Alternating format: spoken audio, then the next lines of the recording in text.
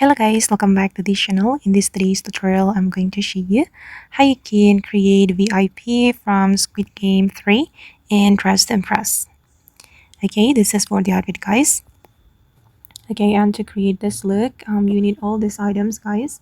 For the hairstyle, you can choose this one and then you're going to color it black for the first selection and also the second selection. And then put on this earring, make it white, and then this suit you're going to make it this color and then you're going to change the texture to leather.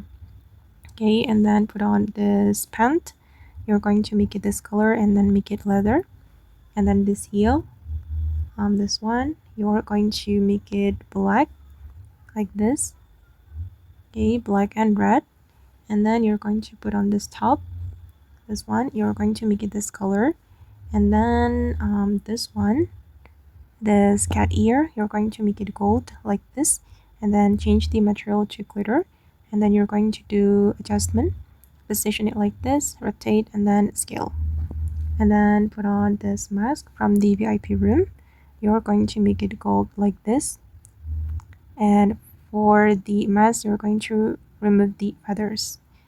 Okay, and I think I have already mentioned all the items, and actually it doesn't need a lot of item guys. You just need to choose 8 items.